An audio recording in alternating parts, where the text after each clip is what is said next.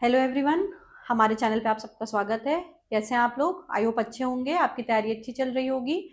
तो जैसा कि आपको पता है कि हम लोग होमगार्ड के लिए रोज 50 क्वेश्चन की प्रैक्टिस कर रहे हैं जीके की। तो जो बच्चे कांस्टेबल की भी तैयारी कर रहे हैं वो भी ये देख सकते हैं, क्योंकि जीके के क्वेश्चन तो सेम ही रहते हैं सब में, है ना। तो चलिए आज हम देखते हैं इसी श्रृंखला में दूसरा पेपर अपना, जिसका पहला क्वेश्चन है, भारतीय संविधान में एकल नागरिकता का प्रावधान कहां से किया गया है? अमेरिका, ब्रिटेन, कनाडा या आयरलैंड से? तो भारतीय संविधान में एकल नागरिकता का प्रावधान, एक मिनट, एकल नागरिकता का प्रावधान ब्रिटेन से किया गया है, ठीक है। और ब्रिटेन से किया गया है, और भारत में भी यही चलता है। भारत में भी एक ही नागरिकता होती है, सभी लोग बस भारत के नागरिक होते हैं, जबकि अमेरिका में ऐसा नहीं होता। अमेरिका में देश की भी नागरिकता लोगों को मिलती है, और वो जिस राज्य के रहते हैं वहां की भी नागरिकता उनको मिलती है, ठीक। लेकिन यहाँ पे पूछा गया है कि भारत में एकल नागरिकता का प्रावधान किया गया है ब्रिटेन से। देखिए, भारत में केवल राष्ट्रीय नागरिकता होती है, राज्यों की अलग अलग नागरिकता नहीं होती है, और ये प्रावधान ब्रिटिश संसदीय प्रणाली से प्रेरित होकर भारतीय संविधान में शामिल किया गया है। इसके विपरीत अमेरिका और स्विट्जरलैंड जैसे देशों में दोहरी नागरिकता का प्रावधान है। यह पूरे देश में भाईचारे और एकता की भावना को बढ़ावा देने के लिए लागू किया गया है, ठीक है। आगे बढ़ते हैं। सार्क का मुख्यालय कहाँ है? नई दिल्ली, कोलंबो, काठमांडू या ढाका? तो सार्क का मुख्यालय है काठमांडू। सार्क की स्थापना कब हुई थी? 8 दिसंबर 1985 को, ठीक है। बांग्लादेश की राजधानी ढाका में हुई थी।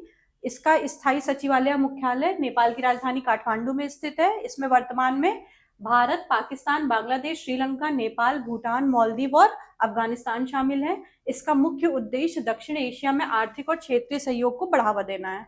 आगे बढ़ते हैं। विश्व मानवाधिकार दिवस कब मनाया जाता है? 10 दिसंबर, 1 दिसंबर, 25 दिसंबर या 5 जनवरी को? विश्व मानवाधिकार दिवस मनाया जाता है 10 दिसंबर को। देखिए, वर्ष 1948 में संयुक्त राष्ट्र महासभा ने मानवाधिकार की सार्वभौमिक घोषणा को अपनाया था। इसी ऐतिहासिक दिन की याद में हर साल 10 दिसंबर को मानवाधिकार दिवस मनाया जाता है, ठीक है। इसका उद्देश्य दुनिया भर में लोगों को उनके मौलिक मानवाधिकारों के प्रति जागरूक करना है। मानवाधिकार आयोग का गठन इसी भावना के संरक्षण हेतु किया गया। आगे बढ़ते हैं। इत्र नगरी किसे कहा जाता है? लखनऊ, कन्नौज, बरेली या जौनपुर को? तो इत्र नगरी बोलते हैं कन्नौज को। कन्नौज अपने प्राचीन काल से ही उच्च गुणवत्ता वाले गुलाब जल और इत्र के लिए विश्व प्रसिद्ध है। यहाँ निर्मित मिट्टी के इत्र की खुशबू इसे पूरी दुनिया में एक विशिष्ट पहचान दिलाती है। इतिहास में हर्षवर्धन के शासनकाल के दौरान कन्नौज एक प्रमुख राजनीतिक और आर्थिक क्षेत्र था। यहाँ के इत्र उद्योग से हजारों लोगों को रोजगार मिलता है, और इसे क्या कहते हैं? पूर्व का ग्रास भी कहा जाता है, ठीक। ये इंपॉर्टेंट है, ये वाला पॉइंट और ये वाला पॉइंट, ये आप अच्छे से ध्यान रखेंगे कि हर्षवर्धन के शासनकाल के दौरान कन्नौज एक प्रमुख राजनीतिक और आर्थिक केंद्र था। अब हम आगे बढ़ते हैं। अस्पृश्यता का अंत किस अनुच्छेद में है? अनुच्छेद 15, अनुच्छेद 16, अनुच्छेद 17 और अनुच्छेद 18। तो अस्पृश्यता, या जिसको हम अनटचेबिलिटी भी कहते हैं, इसका अंत किया गया है अनुच्छेद 17 से।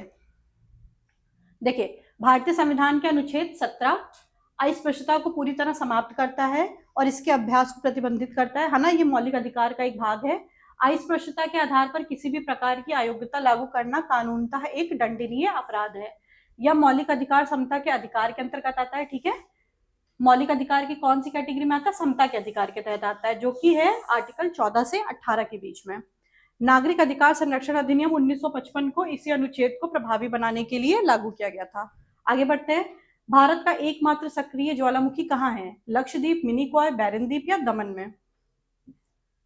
भारत का एकमात्र सक्रिय ज्वालामुखी है बैरनद्वीप पे। ये कहाँ पे है? अंडमान एंड निकोबार में। चलिए आगे बढ़ते हैं। ये देखिए, बैरनद्वीप अंडमान सागर में स्थित दक्षिण एशिया का एकमात्र सक्रिय ज्वालामुखी है। यह पोर्ट ब्लेयर से लगभग 135 किलोमीटर उत्तर पूर्व में अंडमान द्वीप समूह का हिस्सा है।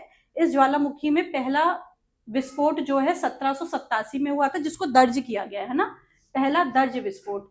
और हाल के वर्षों में भी इसमें हलचल देखी गई है। यह द्वीप निर्जन है और यहाँ केवल वैज्ञानिक कार्यों के लिए ही जाने की अनुमति होती है। आप ध्यान रखेंगे कि यहाँ पे कोई रहता नहीं है, बस यहाँ पे जो साइंटिफिक एक्सपेरिमेंट वगैरह होते हैं बस वही सब चलता है। आगे बढ़ते हैं। राष्ट्रीय आय की गणना कौन करता है? नीति आयोग, आरबीआई, वित्त मंत्रालय या सीएसओ? नेशनल इनकम, राष्ट्रीय आय की गणना कौन करता है? सीएसओ, केंद्रीय सांख्यिक संगठन, है ना। देखिए, भारत में राष्ट्रीय आय की गणना का उत्तरदायित्व सीएसओ का रहा है। वर्तमान में सीएसओ और एनएसएसओ को मिला के क्या बना दिया गया है, एनएसओ, है ना, ये ध्यान रखेंगे आप। इसका फुल फॉर्म क्या है, नेशनल स्टैटिस्टिकल ऑफिस, है ना, राष्ट्रीय सांख्यिकी कार्यालय या सांख्यिकी और कार्यक्रम कार्यान्वयन मंत्रालय के अधीन कार्य करने वाली एक संस्था है। राष्ट्रीय आय के आंकड़ों का उपयोग देश की आर्थिक वृद्धि और विकास के आकलन के लिए किया जाता है। विटामिन सी का रासायनिक नाम क्या है, रेटिनॉल, थायमीन, एस्कॉर्बिक एसिड या कैल्सीफेरॉल। ठीक, तो विटामिन सी का रासायनिक नाम है एस्कॉर्बिक एसिड। देखिए, इसका नाम एस्कॉर्बिक एसिड है। ये मुख्य रूप से खट्टे फल जैसे कि आंवला, नींबू, संतरा, मौसम्मी में प्रचुर मात्रा में पाया जाता है। इसकी कमी से स्कर्वी नामक रोग हो जाता है और इसमें क्या होता है, मसूड़ों से खून आने लगता है। और विटामिन सी शरीर की रोग प्रतिरोधक क्षमता को बढ़ाने और घावों को भरने में महत्वपूर्ण भूमिका निभाता है ना, इसलिए आप भी विटामिन सी का ज्यादा से ज्यादा सेवन किया करिए ताकि आप बीमार कम हो। आगे बढ़ते हैं। भारत का संविधान कब लागू हुआ था, 26 नवंबर 1949, 26 जनवरी 1950, 15 अगस्त 1947 या 30 जनवरी 1948। तो भारत का संविधान लागू हुआ 26 जनवरी 1950 को। ये पूरे देश में प्रभावी रूप से लागू हो गया 26 जनवरी 1950 को। इसी दिन को हम प्रत्येक वर्ष गणतंत्र दिवस के रूप में धूमधाम से मनाते हैं।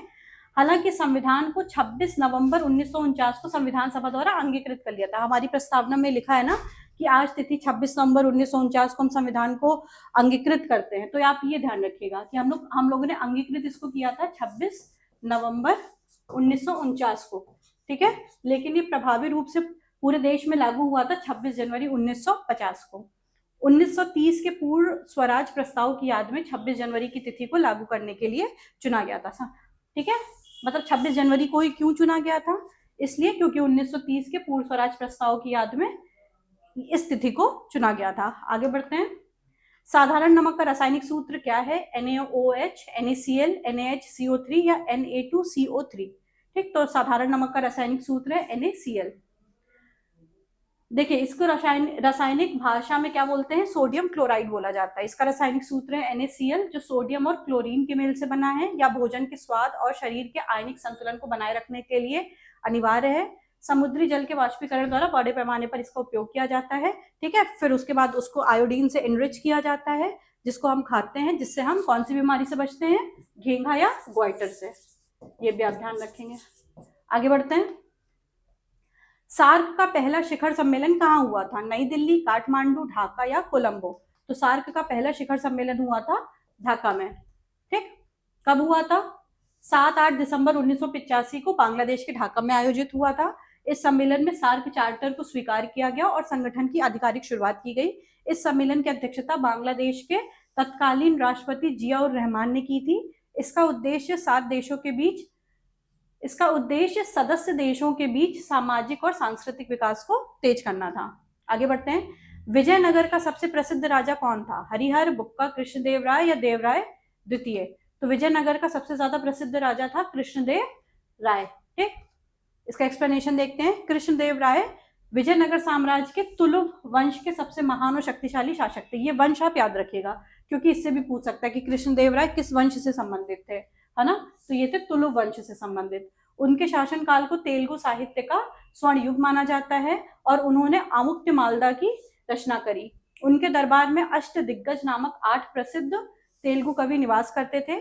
बाबर ने अपनी आत्मकथा बाबरनामा में उन्हें भारत का सबसे शक्तिशाली राजा बताया था। तो आप ये भी ध्यान रखेंगे। देखिए, एक तुलु वंश आपके लिए इंपॉर्टेंट है और किसकी रचना इन्होंने करी थी, आमुक्ति मालदा की। ठीक, और इनके दरबार में अष्ट दिग्गज नामक 8 प्रसिद्ध तेलुगु कवि निवास करते थे, ये भी महत्वपूर्ण है, तो ये एक्स्ट्रा पॉइंट आप याद रखेंगे। आगे बढ़ते हैं। अनुवांशिकी या जेनेटिक्स का जनक किसे कहा जाता है, डार्विन, लैमार्क, ग्रेगर मेंडल या अरस्तु को। ठीक, तो ग्रेगर मेंडल को अनुवांशिकी या जेनेटिक्स का जनक कहा जाता है। ग्रेगर जॉर्ज मेंडल ने मटर के पौधों पर प्रयोग करके वंशागति के बुनियादी नियमों की खोज की थी। उनके कार्यों के कारण ही उन्हें आधुनिक अनुवांशिक का जनक या फादर ऑफ जेनेटिक्स माना जाता है। उन्होंने प्रभाविता का नियम, पृथक्करण का नियम, स्वतंत्र अपूहन का नियम प्रतिपादित किया। चार्ल्स डार्विन ने विकासवाद का सिद्धांत दिया था, जबकि मेंडल ने लक्षणों के पीढ़ी दर पीढ़ी हस्तांतरण को समझाया था। ठीक है, कैसे जनरेशन टू जनरेशन ट्रांसफर होता है उसके बारे में बताया था। आगे बढ़ते हैं। यूपी में परमाणु ऊर्जा केंद्र कहाँ स्थित है, ओबरा, नरोरा, पनकी या मथुरा। तो यूपी में परमाणु ऊर्जा केंद्र स्थित है नरोरा में। देखिए कहाँ पे, नरोरा परमाणु ऊर्जा केंद्र उत्तर प्रदेश के बुलंदशहर जिले में गंगा नदी के किनारे स्थित है। यह उत्तरी भारत का एक महत्वपूर्ण परमाणु ऊर्जा संयंत्र है जिसमें 2 रिएक्टर्स कार्यरत हैं। इसकी पहली इकाई 1991 में और दूसरी इकाई 1992 में शुरू की गई। यह पर्यावरण मानकों का पालन करते हुए स्वच्छ ऊर्जा उत्पादन में योगदान दे रहा है। ठीक है, नेक्स्ट क्वेश्चन पे चलते हैं। मेगास्थनीज किसके दरबार में आया था? अशोक, चंद्रगुप्त मौर्य, हर्षवर्धन या बिंबिसार? तो मेगास्थनीज चंद्रगुप्त मौर्य के दरबार में आया था। मेगास्थनीज यूनानी शासक सेल्यूकस निकेटर का राजदूत था। ठीक है, जो चंद्रगुप्त मौर्य के दरबार में आया था, उसने अपनी प्रसिद्ध पुस्तक इंडिका में मौर्यकालीन प्रशासन, समाज और भूगोल का विस्तृत वर्णन किया था। इंडिका से हमें पता चलता है कि तत्कालीन भारतीय समाज 7 जातियों में विभाजित था। उसने पाटलिपुत्र को दुनिया के सबसे सुंदर और बड़े नगरों में से एक बताया। आगे बढ़ते हैं। अकबरनामा की रचना किसने करी थी? अकबर, बीरबल, अबुल फजल या फैजी ने? तो अकबरनामा की रचना करी थी अबुल फजल ने। देखिए, अकबरनामा मुगल बादशाह अकबर के शासनकाल का आधिकारिक इतिहास है जिसकी रचना अबुल फजल ने करी थी। अबुल फजल अकबर के दरबार के 9 रत्नों में से एक हैं और उनके करीबी मित्र भी थे। अकबरनामा 3 खंडों में विभाजित है। ठीक है, जिसका तीसरे भाग क्या है? आईन अकबरी के नाम से जाना जाता है और ये पूछा भी जाता है, आईन अकबरी। इसमें अकबर के पूर्वजों, उनके शासन की घटनाओं और प्रशासनिक व्यवस्था का भी विस्तृत इसमें हमें विवरण मिलता है। भारत की पहली स्वदेशी मिसाइल का नाम क्या है? अग्नि, पृथ्वी, त्रिशूल या आकाश? तो भारत की पहली स्वदेशी मिसाइल का नाम है पृथ्वी। देखिए, पृथ्वी मिसाइल भारत में पहली स्वदेशी रूप से विकसित सतह से सतह पर मार करने वाली मिसाइल है। इसका सफल परीक्षण 25 फरवरी 1988 को श्रीहरिकोटा के परीक्षण केंद्र से किया गया था। इसे एकीकृत निर्देशित मिसाइल विकास कार्यक्रम के तहत विकसित किया गया है। इसमें ये इंपॉर्टेंट है ना, एकीकृत निर्देशित मिसाइल विकास कार्यक्रम IGMDP के तहत विकसित किया गया। और missile man doctor APJ Abdul Kalam ने इस परियोजना के विकास में महत्वपूर्ण भूमिका निभाई थी। आगे बढ़ते हैं। सफेद सोना या व्हाइट गोल्ड किसको कहते हैं? दूध, चांदी, कपास या प्लैटिनम को? तो व्हाइट गोल्ड बोलते हैं कपास को। कपास को इसके आर्थिक महत्व और सफेद रेशों के कारण सफेद सोना कहा जाता है। कपास की खेती मुख्य रूप से काली मिट्टी में सबसे अच्छी होती है। यह भारत की प्रमुख नकदी फसल है जो कपड़ा उद्योग का आधार स्तंभ भी है।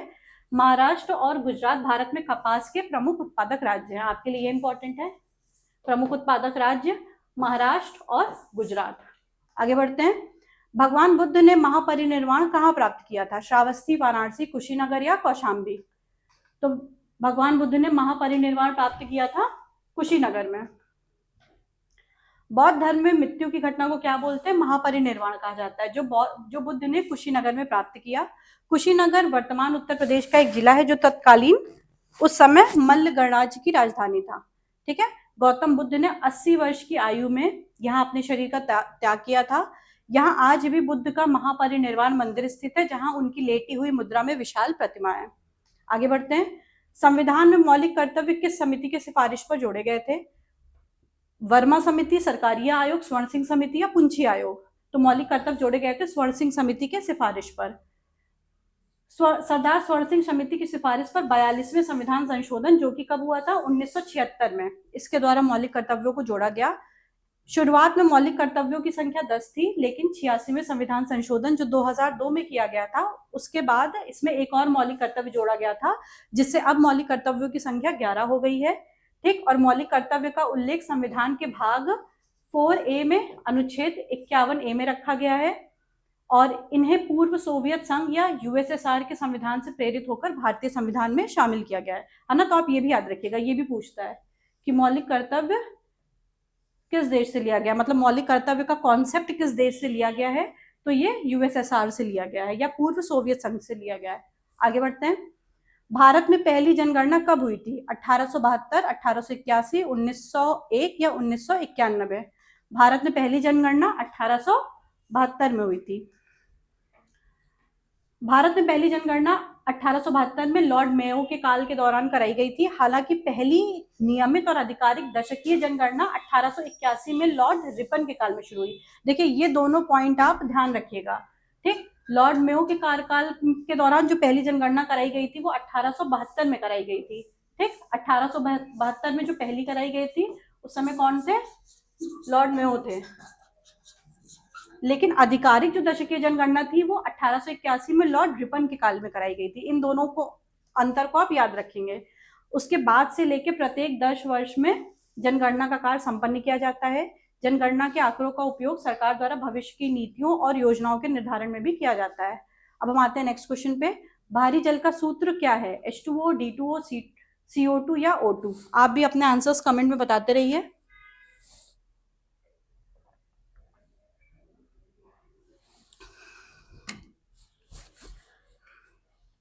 भारी जल का सूत्र होता है D2O। देखिए क्या बोलते हैं इसको? Deuterium oxide. ड्यूटेरियम हाइड्रोजन का एक समस्थानिक है जिसमें एक प्रोटॉन और एक न्यूट्रॉन होता है। भारी जल का उपयोग परमाणु रिएक्टरों में मॉडरेटर या मंदक के रूप में मुख्य रूप से किया जाता है। और जो साधारण जल होता है इसकी तुलना में इसका घनत्व और हिमांक बिंदु थोड़ा ज्यादा होता है ना। तो आप ये एक्स्ट्रा पॉइंट याद रखेंगे। क्या इसका नाम क्या है? ड्यूटेरियम ऑक्साइड इसको कहते हैं, ठीक। और ये हाइड्रोजन का एक समस्थानिक होता है जिसमें एक प्रोटॉन और एक न्यूट्रॉन होता है। और इसका प्रयोग परमाणु रिएक्टर में मॉडरेटर या मंदक के रूप में प्रयोग किया जाता है। क्यों? क्योंकि साधारण जल की तुलना में इसका घनत्व और इसका हिमांक बिंदु थोड़ा ज्यादा होता है। ठीक है, आगे बढ़ते हैं। दिल्ली सल्तनत की पहली महिला शासिका कौन थी? चांद बीबी, रजिया सुल्तान, नूरजहां या मुमताज महल? ये थी रजिया सुल्तान। रजिया सुल्तान दिल्ली सल्तनत और मध्यकालीन भारत की पहली महिला मुस्लिम शासिका थी। वो गुलाम वंश के सुल्तान इल्तुतमिश की पुत्री थी और उसने 1236 से 1240 तक शासन किया।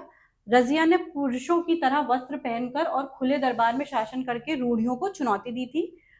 उनकी शासन कुशलता के बावजूद दरबारी अमीरों के विरोध के कारण उसे अपनी सत्ता गंवानी पड़ी, है ना। तो आप ये ध्यान रखिएगा कि ये भारत की पहली महिला मुस्लिम शासिका थी और वो गुलाम वंश के सुल्तान इल्तुतमिश की पुत्री भी थी। और उसने कब से कब तक शासन किया? 1236 से 1240 तक। आगे बढ़ते हैं।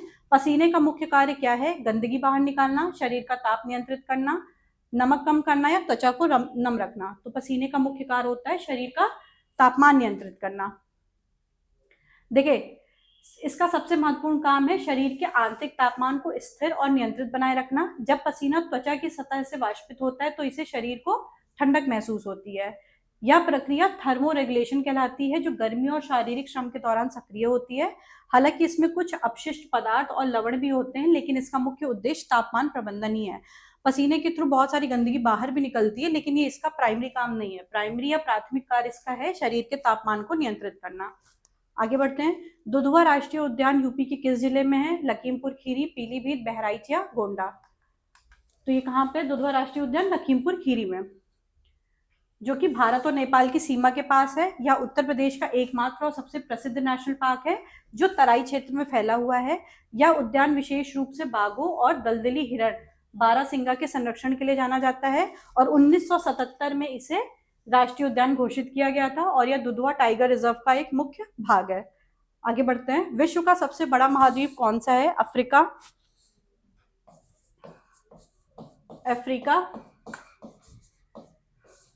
एशिया, यूरोप या उत्तरी अमेरिका? तो विश्व का सबसे बड़ा महाद्वीप है एशिया। इसका क्षेत्रफल और जनसंख्या दोनों की ही दृष्टि से यह विश्व का सबसे बड़ा महाद्वीप है। यह पृथ्वी के कुल भूमि क्षेत्र का लगभग 30% हिस्सा कवर करता है और दुनिया के 2 सबसे अधिक आबादी वाले देश भारत और चीन इसी महाद्वीप पर स्थित हैं। और इसमें माउंट एवरेस्ट जैसे दुनिया की सबसे ऊंची चोटी और कैस्पियन सागर जैसे विशाल जल निकाय भी मौजूद है। आगे बढ़ते हैं। भारत का अंतिम वायसरॉय कौन था? Lord Canning, Lord Curzon, Lord Mountbatten या लॉर्ड वेवल? तो कौन थे ये? लॉर्ड माउंटबेटन भारत के अंतिम वायसरॉय थे।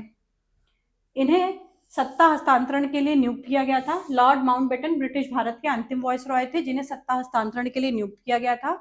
उन्होंने माउंटबेटन योजना प्रस्तुत की जिसके आधार पर भारत और पाकिस्तान का विभाजन हुआ। आजादी के बाद वो स्वतंत्र भारत के पहले गवर्नर जनरल भी बने। ठीक है, इसके बाद सी राजगोपालाचारी स्वतंत्र भारत के पहले और अंतिम गवर्नर जनरल बने। ये पॉइंट आपके लिए महत्वपूर्ण है कि पहले भारतीय कौन थे, पहले और अंतिम भारतीय कौन थे जो कि गवर्नर जनरल बने, तो वो थे सी राजगोपालाचारी। आगे बढ़ते हैं। केसर का सर्वाधिक उत्पादन कहाँ होता है? हिमाचल, जम्मू कश्मीर, सिक्किम या अरुणाचल में? तो केसर का सर्वाधिक उत्पादन जम्मू कश्मीर में होता है। कश्मीर के पामपॉट क्षेत्र को केसर के उत्पादन के लिए विशेष रूप से जाना जाता है। केसर दुनिया का सबसे महंगा मसाला है, इसको क्या कहते हैं, लाल सोना भी कहते हैं। कश्मीरी केसर को उसकी उच्च गुणवत्ता और सुगंध के लिए जीआई टैग भी प्राप्त है।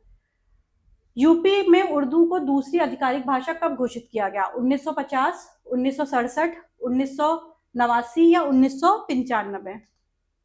इसको घोषित किया गया 1989 में। उर्दू को यूपी की दूसरी आधिकारिक भाषा घोषित किया गया। ठीक है। उत्तर प्रदेश राज्य भाषा अधिनियम 1951 के तहत हिंदी राज्य की पहली आधिकारिक भाषा है। उर्दू को यह दर्जा मिलने से सरकारी कामकाजों और सूचनाओं के प्रकाशन में इसकी भूमिका बढ़ गई है। उत्तर प्रदेश अपनी बहुभाषी और मिश्रित संस्कृति यानी कि गंगा जमुनी तहजीब के लिए जाना जाता है। ठीक है। और उत्तर प्रदेश सरकार ने वर्ष 1989 में उर्दू को राज्य की दूसरी आधिकारिक भाषा का दर्जा दिया था। भारत की सबसे बड़ी लैगून झील कौन सी है? पुलिकट, चिल्का, वुलर या सांभर? ठीक है। तो भारत की सबसे बड़ी लैगून झील है चिल्का। देखिए, चिल्का झील उड़ीसा के तट पर स्थित एशिया की सबसे बड़ी और विश्व की दूसरी सबसे बड़ी खारे पानी की लैगून झील है। यह झील लगभग 1100 वर्ग किलोमीटर क्षेत्र में फैली हुई है और जैव विविधता की दृष्टि से अत्यंत समृद्ध है। 1981 में इसे रामसर कन्वेंशन के तहत अंतरराष्ट्रीय महत्व की पहली आर्द्र भूमि घोषित किया गया था। ये इंपॉर्टेंट है, ठीक है, क्योंकि इसको पहली आर्द्र भूमि घोषित किया गया था। यहाँ सर्दियों के दौरान रूस और मध्य एशिया से लाखों प्रवासी पक्षी प्रवास के लिए आते हैं। आगे बढ़ते हैं। गायत्री मंत्र की रचना किसने करी थी? वशिष्ठ, इंद्र, विश्वामित्र या परीक्षित ने? तो विश्वामित्र ने गायत्री मंत्र की रचना की थी। गायत्री मंत्र की रचना ऋषि विश्वामित्र द्वारा की गई थी। यह ऋग्वेद के तीसरे मंडल में संकलित है ना, ये ध्यान रखिएगा, ऋग्वेद के तीसरे मंडल में संकलित है। यह मंत्र भगवान सूर्य के एक रूप सविता देव को समर्पित है। यह सनातन धर्म के सबसे पवित्र और शक्तिशाली मंत्रों में से एक माना जाता है। ऋग्वेद विश्व का सबसे प्राचीन धर्म ग्रंथ है जिसमें कुल 10 मंडल और 1028 सूक्त हैं, है ना, ये ध्यान रखिएगा, 1028 सूक्त हैं इसमें और मंडल कितने हैं? 10 हैं। आगे बढ़ते हैं। विश्व बैंक का मुख्यालय कहाँ है? न्यूयॉर्क, वॉशिंगटन डीसी, जेनेवा या पेरिस? तो इसका उत्तर होगा वॉशिंगटन डीसी। विश्व बैंक का मुख्यालय या वर्ल्ड बैंक का मुख्यालय वॉशिंगटन डीसी में है, ठीक है, जो कि संयुक्त राज्य अमेरिका की राजधानी है। इसकी स्थापना 1944 के ब्रेटन वुड सम्मेलन के दौरान अंतरराष्ट्रीय पुनर्निर्माण और विकास के लिए किया गया था। विश्व बैंक विकासशील देशों को विकास कार्यों के लिए दीर्घकालिक ऋण और वित्तीय सहायता भी प्रदान करता है। और अंतरराष्ट्रीय मुद्रा कोष या आईएमएफ का मुख्यालय भी वॉशिंगटन डीसी में है ना। तो वर्ल्ड बैंक और आईएमएफ दोनों का मुख्यालय वॉशिंगटन डीसी में है। आगे बढ़ते हैं। कथक नृत्य का संबंध किस राज्य से है? केरल, उत्तर प्रदेश, तमिलनाडु या उड़ीसा? तो कथक नृत्य का संबंध है उत्तर प्रदेश से। ठीक। कथक उत्तर भारत का, विशेष रूप से उत्तर प्रदेश का एक प्रमुख शास्त्रीय नृत्य है। यह नृत्य शैली प्राचीन काल के कथाकारों से विकसित हुई है जो कहानियों को नृत्य के माध्यम से सुनाते थे। लखनऊ, बनारस और जयपुर इस नृत्य शैली के सबसे प्रसिद्ध घराने हैं। पंडित बिरजू महाराज और लच्छू महाराज इस नृत्य कला के सबसे प्रसिद्ध वैश्विक कलाकार रहे हैं। लाल रक्त कणिकाओं या रेड ब्लड सेल्स का निर्माण कहाँ होता है? हृदय में, फेफड़े में, अस्थि मज्जा में या तिल्ली में? तो आरबीसीज का निर्माण होता है बोन मैरो में या अस्थि मज्जा में। ठीक। वयस्क मनुष्यों में आरबीसी का निर्माण मुख्य रूप से अस्थि मज्जा या बोन मैरो में होता है। इन कणिकाओं का मुख्य कार्य फेफड़ों से शरीर के अन्य भागों तक ऑक्सीजन का परिवहन करना है ना, यानी आरबीसीज का काम क्या होता है? ऑक्सीजन का परिवहन करना। आरबीसी का जीवन लगभग 100 से 120 दिन का होता है, जिसके बाद ये स्प्लीन या प्लीहा में जाके नष्ट हो जाती हैं। इनमें हीमोग्लोबिन नामक प्रोटीन पाया जाता है जिसके कारण इसका रंग लाल होता है। सूर्य मंदिर कहाँ स्थित है? पुरी, खजुराहो, कोणार्क या गया? तो सूर्य मंदिर है कोणार्क। ठीक। उड़ीसा, देखिए, प्रसिद्ध सूर्य मंदिर उड़ीसा के कोणार्क में स्थित है। इसको ब्लैक पगोड़ा नाम से भी जाना जाता है। इस मंदिर का निर्माण 13वीं शताब्दी में गंग वंश के राजा नरसिंह देव प्रथम ने कराया था। यह मंदिर एक विशाल रथ के आकार में बना है जिसमें 24 पहिए और 7 घोड़े दर्शाए गए हैं। यूनेस्को ने 1984 में इसे विश्व धरोहर स्थल घोषित किया था। ये महत्वपूर्ण है आपके लिए, ठीक है। और इसमें यह भी महत्वपूर्ण है कि 13वीं शताब्दी में बना था। गंग वंश के शासक गंग वंश के राजा नरसिंह देव प्रथम ने इसको बनवाया था। आगे बढ़ते हैं। संविधान में शून्यकाल या 0 आवर का समय क्या होता है? 9 से 10 बजे, 10 से 11 बजे, 11 से 12 बजे या 12 से 1 बजे? तो 12 से 1 बजे शून्यकाल का समय होता है। देखिए, भारतीय संसद में प्रश्नकाल के ठीक बाद का जो समय होता है 12 से 1, इसको क्या बोलते हैं? शून्यकाल कहते हैं। यह भारतीय संसदीय प्रक्रिया का एक मौलिक नवाचार है जो 1962 से अस्तित्व में आया। शून्यकाल के दौरान सदस्य बिना किसी पूर्व सूचना के सार्वजनिक महत्व के आवश्यक मुद्दे को उठा सकते हैं। संसदीय नियमों में इसका औपचारिक उल्लेख नहीं है, या एक अनौपचारिक साधन के रूप में विकसित हुआ, यानी कि ये परंपरा की तरह चलता चला आ रहा है और चल रहा है। ठीक, इसका कोई औपचारिक उल्लेख नहीं है संसदीय नियमों में। आप ये ध्यान रखेंगे, इसका टाइम याद रखेंगे, 12 से 1 बजे। ठीक है, आगे बढ़ते हैं। भारत में नोट जारी करने का अधिकार किसके पास है? वित्त मंत्रालय, भारत सरकार, आरबीआई या एसबीआई? तो भारत में नोट जारी करने का अधिकार किसके पास है? आरबीआई के पास है। देखिए, आरबीआई भारत का केंद्रीय बैंक है जिसे मुद्रा नोट जारी करने का एकमात्र कानूनी अधिकार है। आरबीआई केवल 2 रुपए से लेकर 2000 रुपए तक के सभी मूल्य वर्ग के नोटों को जारी करता है। हालांकि 1 रुपए का नोट और सभी सिक्के भारत सरकार के वित्त मंत्रालय द्वारा जारी किए जाते हैं। यही एक बेसिक डिफरेंस है ना, कि सिक्के और 1 रुपए का नोट वो कौन जारी करता है? भारत सरकार का वित्त मंत्रालय करता है। ठीक, बाकी जो 1 रुपए से ज्यादा के जितने भी नोट हैं वो सब आरबीआई करता है। और आरबीआई की स्थापना कब हुई थी? 1 अप्रैल 1935 को, और इसका मुख्यालय कहाँ पे है? मुंबई में है। आगे बढ़ते हैं। ऋग्वेद में अघन्य शब्द किसके लिए प्रयुक्त हुआ है? स्त्री, गाय, ब्राह्मण या अतिथि? तो अघन्य या अघन्या शब्द प्रयुक्त हुआ है गाय के लिए। अघन्य शब्द का प्रयोग गाय के लिए किया है जिसका अर्थ होता है वध ना करने योग्य, जिसको मारा नहीं जा सकता। ऋग्वेद के अनुसार गाय एक अत्यंत पवित्र और आर्थिक रूप से मूल्यवान पशु मानी जाती है। उस समय गाय को संपत्ति का मापदंड माना जाता था और गाय की चोरी के लिए युद्ध तक हो जाते थे। गाय का वध करने वाले या उसे घायल करने वाले व्यक्ति के लिए मृत्युदंड या निर्वासन का प्रावधान था। आगे बढ़ते हैं। ओजोन परत किस गैस से हमारी रक्षा करता है? कार्बन डाइऑक्साइड, पराबैंगनी, मीथेन या नाइट्रोजन? तो ओजोन परत हमारी पराबैंगनी किरणों से रक्षा करता है। और ये कहाँ मिलती है ओजोन परत? तो ये पृथ्वी के वायुमंडल के समतापमंडल यानी कि स्ट्रेटोस्फेयर में स्थित होती है, जो सूर्य की हानिकारक पराबैंगनी किरणों से हमको बचाती है। ये अल्ट्रावायलेट किरणें जो होती हैं ये त्वचा के कैंसर, मोतियाबिंद और पारिस्थितिकी तंत्र को नुकसान पहुंचाने में सक्षम है। क्लोरोफ्लोरोकार्बन जैसी गैसें ओजोन परत के क्षरण के लिए मुख्य रूप से जिम्मेदार मानी जाती हैं। और प्रत्येक वर्ष 16 सितंबर को ओजोन परत के संरक्षण के लिए विश्व ओजोन दिवस मनाया जाता है ना। ये महत्वपूर्ण है आपके लिए, कब मनाया जाता है? 16 सितंबर को, विश्व ओजोन दिवस। आगे बढ़ते हैं। नगर पालिकाओं का संबंध किस अनुसूची से है? 9वीं, 10वीं, 11वीं या 12वीं? इसका संबंध है 12वीं अनुसूची से, है ना। टोटल 12 अनुसूची हैं। देखिए, भारतीय संविधान की 12वीं अनुसूची नगर पालिकाओं और शहरी स्थानीय निकायों की शक्तियों से संबंधित है। इसे 74वें संविधान संशोधन अधिनियम जो कि 1992 में हुआ था, इसके माध्यम से संविधान में शामिल किया गया था। इस अनुसूची में कुल 18 विषय को सूचीबद्ध किया गया है जिन पर नगर पालिकाओं को कार्य करने का अधिकार है। वहीं जो 11वीं अनुसूची होती है वो पंचायती राज संस्थाओं से संबंधित है। इसमें आप विषय भी याद रखेंगे कि 12वीं अनुसूची में कुल कितने विषय हैं?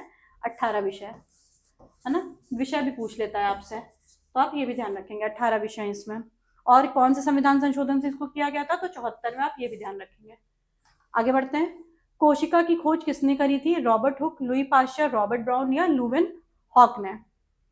Robert Hooke, Louis Pasteur, Robert brown या लुवेन हॉक ने? तो कोशिका की खोज की थी रॉबर्ट हुक ने। देखिए, इसकी खोज सर्वप्रथम रॉबर्ट हुक ने 1665 ईस्वी में एक सरल सूक्ष्मदर्शी की सहायता से की थी। उन्होंने कॉर्क की एक पतली काट में मधुमक्खी के छत्ते जैसी छोटी कोठरियां देखी थी, जिनको क्या क्या क्या नाम दिया उन्होंने? सेल नाम दिया। रॉबर्ट हुक ने मृत कोशिकाओं को देखा, जबकि एंटनी वैन ल्यूवेनहॉक ने पहली बार जीवित कोशिकाओं का अध्ययन किया, है ना। तो आप ये ध्यान रखेंगे कि कोशिका की सबसे पहले खोज रॉबर्ट हुक ने करी थी, जबकि पहली बार जीवित कोशिकाओं का अध्ययन किसने किया था? वो ल्यूवेनहॉक ने किया था। रॉबर्ट ब्राउन ने बाद में कोशिकाओं के भीतर केंद्रक की भी खोज करी। ठीक, ये देखिए, सबके बारे में बता दिया गया यहाँ पे कि रॉबर्ट हुक ने कोशिका की खोज करी थी, ल्यूवेनहॉक ने क्या किया था? पहली बार जीवित कोशिकाओं का अध्ययन किया, और फिर रॉबर्ट ब्राउन ने न्यूक्लियस की खोज की थी। आगे बढ़ते हैं। राज्यसभा के सदस्यों का कार्यकाल कितना होता है? 4 वर्ष, 5 वर्ष, 6 वर्ष या 8 वर्ष? तो ये होता है 6 वर्ष का।